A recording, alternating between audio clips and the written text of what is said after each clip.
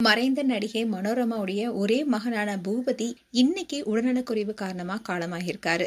ஆச்சின்னு Tamil cinema ரசிகர்கள் அன்போடு அழைத்து வந்த நடிகை தான் மனோரமா. இவங்க 2015 அக்டோபர் மாதம் தான் உயிரிழந்தாங்க.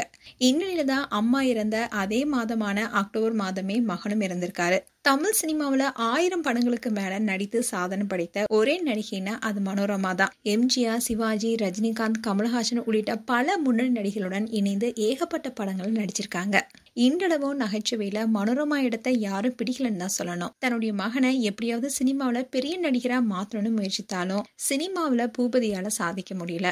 சிவாஜி கணேசனே வியந்து பாராட்டிய நடிகைனா அது மனோரமா தான். தில்லான மோகனாம்பாள் படத்துல ஜில் ஜில் ரமாமணியா நடித்து மனோரமா ஒட்டுமொத்த தமிழ் சினிமா ரசிகர்களையும் சிரிப்பலையில ஆழ்த்திருப்பாங்க. அதே மாதிரி சம்சாரம் அது மின்சாரம் படத்துல விசுவே மனோரமாவுடைய நடிப்பை பார்த்து மிரண்டு போயிருக்காரு. இப்படி பல படங்கள்ல அவங்களுடைய நடிப்பு பலராலும் பாராட்டப்பட்டுச்சு.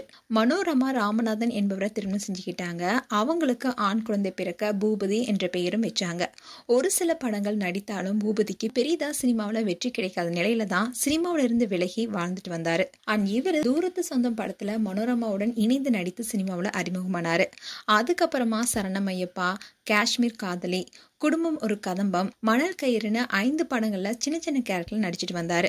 அவர் எப்படியாவது பெரிய நடிகர் ஆக்கணும்னு மனோரமா போட்ட முயற்சி எல்லாமே வீணா போனுச்சுன்னு தான் சொல்லணும்.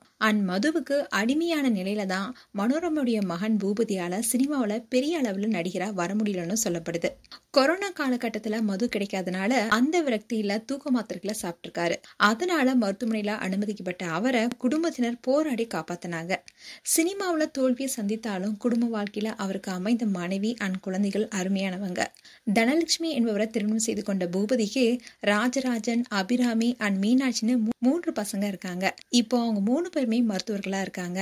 இந்நிலைதான் மனோரமாவுடைய மகன் பூபதி இன்னைக்கு காலையில 10:40 மணிக்கு உயிரிழந்திருக்காரு. அவருக்கு வயது 70ன்னு சொல்லப்படுது.